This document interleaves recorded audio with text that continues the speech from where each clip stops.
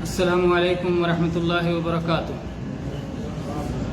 الحمد للہ رب العالمین وبہ استعین واشہد ان لا الہ الا اللہ وحدہ لا شریک لہ واشہد ان محمدا عبدہ ورسولہ، اما بعد۔ میرے سعادت مند بھائیوں،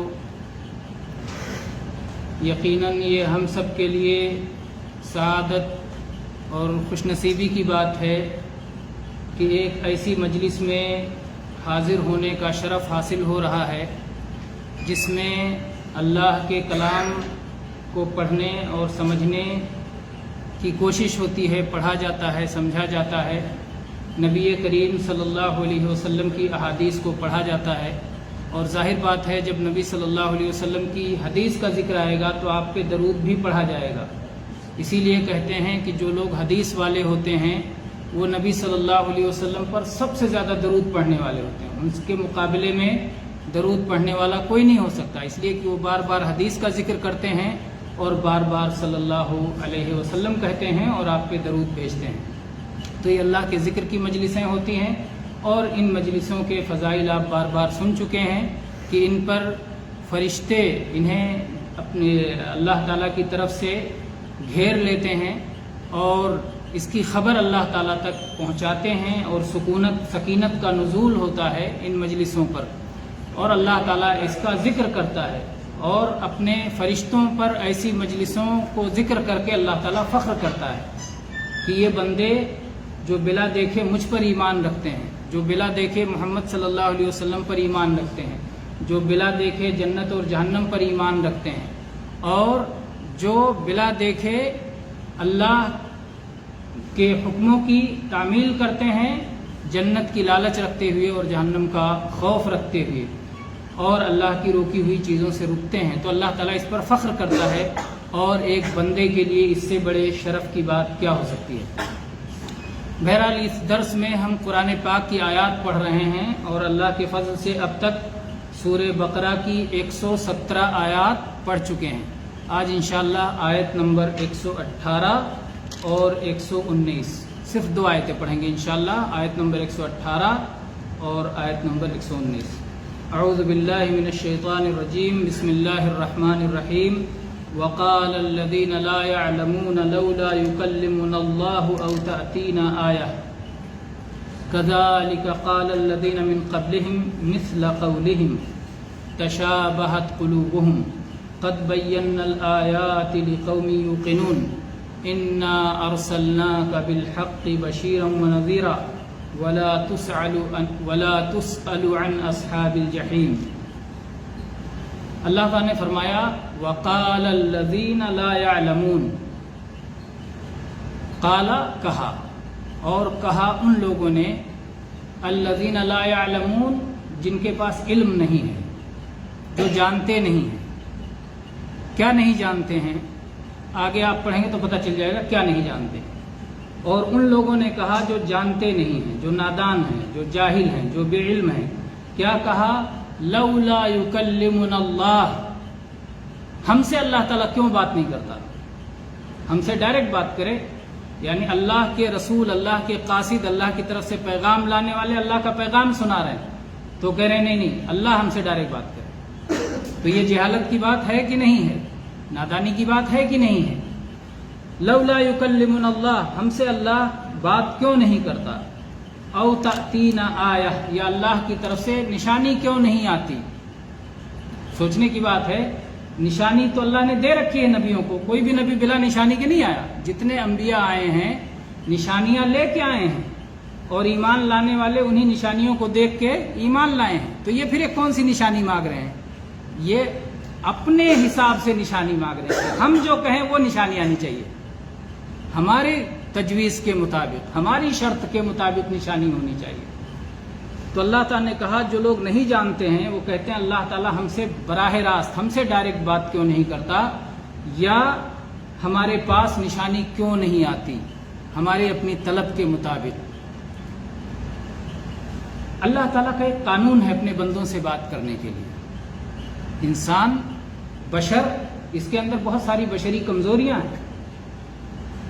اللہ تعالیٰ تو اپنے نبیوں سے بھی سب سے براہ راست آمنے سامنے بات نہیں کرتا. اللہ تعالیٰ نے فرمایا ما کان لبشر ان یکلمہ اللہ الا وحیا او من وراء حجاب، کہ اللہ تعالیٰ کسی انسان سے بات کرتا ہے تو یا تو وحی کے ذریعے بات کرتا ہے یا تو پردے کے پیچھے سے بات کرتا ہے. اللہ تعالیٰ نے موسیٰ علیہ السلام سے بات کی تو کیا روبرو آمنے سامنے بات کی تھی؟ نہیں. ظاہر ہے کہ پردے کے پیچھے سے اللہ تعالیٰ نے گفتگو کی تھی. اسی طرح سے وحی کے ذریعے سے اللہ تعالیٰ نے سارا پیغام رسولوں کو بھیجا ہے. تو یہ اللہ تعالیٰ جو اللہ کا رسول آیا ہے اس سے خود اللہ تعالیٰ آمنے سامنے بات نہیں کر رہا ہے. اس کو یہ شرف دیا، عزت دیا ہے کہ اللہ نے اس کو اپنی رسالت عطا فرمائی ہے. لیکن براہ راست بات کرنا یہ اللہ کی سنت نہیں ہے، اللہ کا طریقہ نہیں ہے. انسان کی کمزوری کے حساب سے یہ اس کے لائق نہیں ہے، اس کے لیے صحیح نہیں ہے. تو پھر یہ مطالبہ کیوں؟ اور اس سے پہلے نادان لوگ اسی طرح کا مطالبہ کر چکے ہیں. کیسے کیسے مطالبہ کیا ہے؟ کیا کہا تھا موسیٰ علیہ السلام کی قوم نے؟ ارنا اللہ جہرہ، ہم اللہ کو ڈائریکٹ اپنے سامنے دیکھنا چاہتے ہیں. اسی طرح سے ان لوگوں نے کیا کہا تھا؟ مطالبہ نشانیوں کا مطالبہ جب کرتے تھے اپنے حساب سے نشانی کا مطالبہ کرتے تھے. اللہ تعالیٰ نے اپنا کلام بھیجا، قرآن پاک بھیجا، اپنی کتاب بھیجی ہے، اس کی نشانی ہے. لیکن وہ کہتے تھے نہیں، آسمان سے کتاب اتر کے آنا چاہیے، اسے نظر آنا چاہیے آسمان سے کتاب اتر رہی ہے. لیکن اگر اللہ تعالیٰ اتار بھی دیتا نا تو جن کو نہیں ماننا تھا نہیں مانتے. اللہ تعالیٰ جانتا ہے کہ یہ لوگ ماننا نہیں چاہتے ہیں، اپنی منوانا چاہتے ہیں کہ میں جیسا کہوں ایسا ہونا چاہیے. یہ ماننا نہیں چاہتے ہیں. ماننے والے ایسے نہیں ہوتے. اور ایسا ہو چکا ہے. اس سے پہلے صالح علیہ السلام، قوم سمود، انہوں نے کیا کہا؟ اونٹنی نکال دیجئے پہاڑ سے، مہمان لے آتے ہیں. اللہ تعالیٰ نے پہاڑ سے اونٹنی نکال دی، نہیں مان لائے. کہا یہ تو بہت بڑا جادو ہے، یہ تو جادو ہو گیا. اللہ کے نبی صلی اللہ علیہ وسلم نے نشانیاں دکھائیں، کہا چاند کو 2 ٹکڑے کر دو. آپ نے اشارہ کیا، چاند 2 ٹکڑے ہو گئے. نہیں مانے. کہا ارے اس کا جادو تو زمین ہی کے آسمان پہ بھی چل رہا ہے.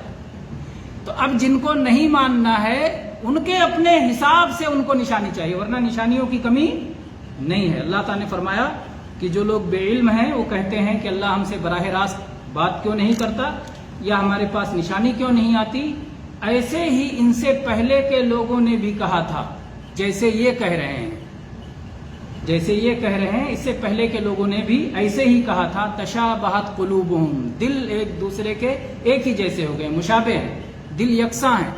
جیسے ان کے یہاں سرکشی تھی، جیسے ان کے یہاں طغیان تھا، جیسے ان کے یہاں ایمان نہیں لانا چاہتے تھے، احکام سے دور بھاگنا چاہتے تھے، اپنی خواہش کے پیچھے چلنا چاہتے تھے، تو جیسے ان کے دل میں تھا ویسے ہی ان کے بھی دل میں ہے.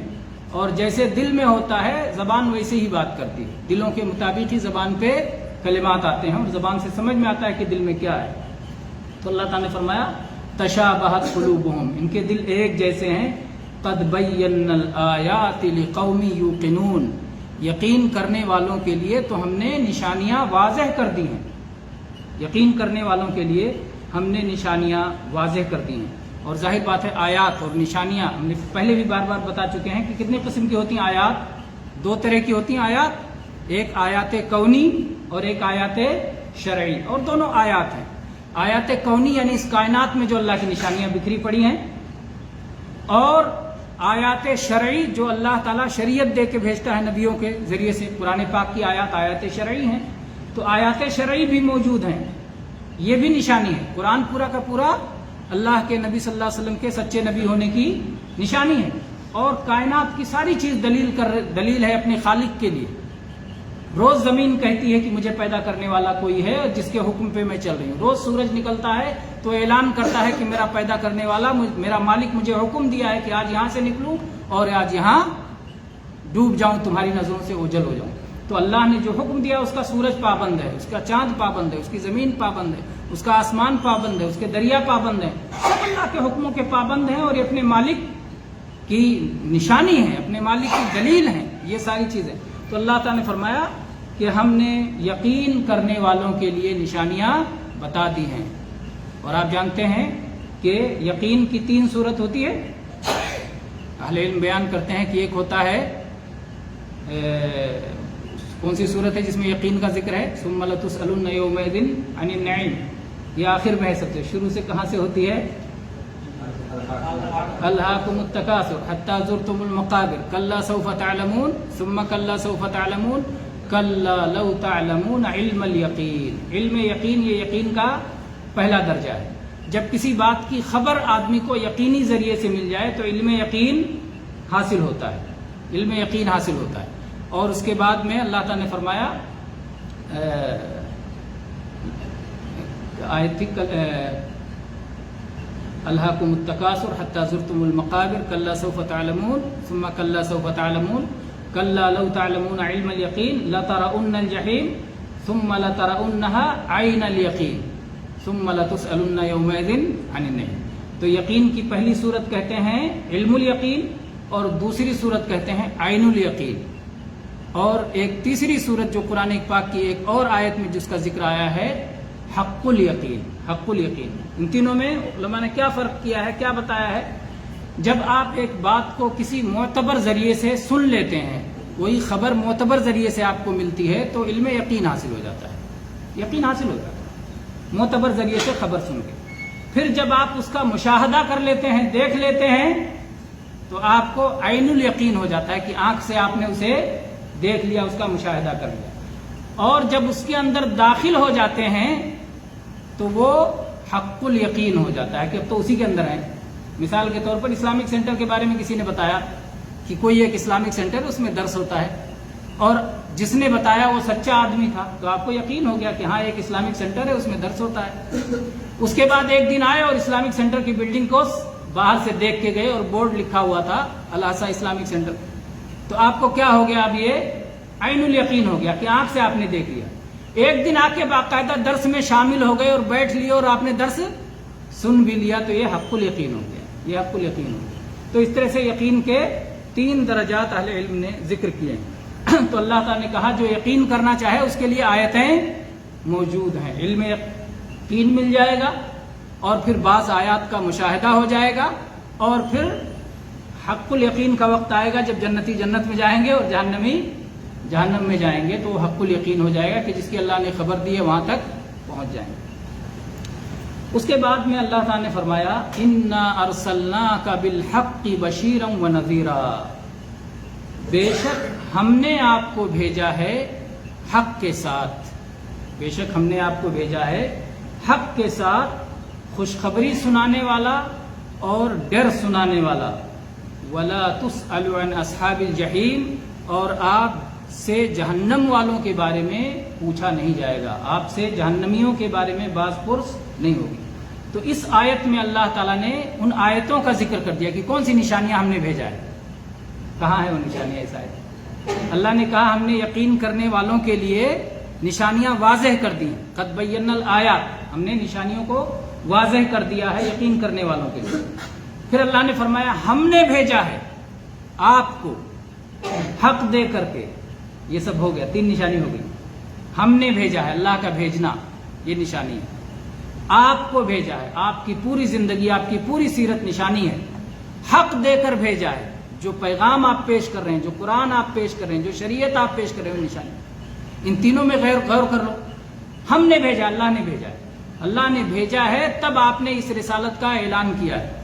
محمد صلی اللہ علیہ وسلم سے پہلے جو نبی آتے رہے، کب آتے تھے؟ جب دنیا کی حالت بگڑ جاتی تھی، جب جاہلیت چھا جاتی تھی، جب اللہ کی طرف بلانے والے نہیں رہ جاتے تھے، جب لوگ اللہ کو بھول جاتے تھے. اور عرب کی حالت وہیں پہنچ چکی تھی وہاں پر کہ جب نبی کی ضرورت تھی. جیسے اللہ پہلے بھیجتا رہا. نوح علیہ السلام پہلے رسول کو کب اللہ نے بھیجا؟ جب لوگ اللہ کو بھول چکے تھے اور لوگوں نے اللہ کو چھوڑ کر کے اپنے ہاتھوں سے بنائی ہوئی مورتیوں کی عبادت شروع کر دی تھی اور انہی سے مانگتے تھے اور اللہ کو بھول گئے تھے اور زمین میں فساد عام تھا. نبی کریم صلی اللہ علیہ وسلم جب آئے تو کیا تھا؟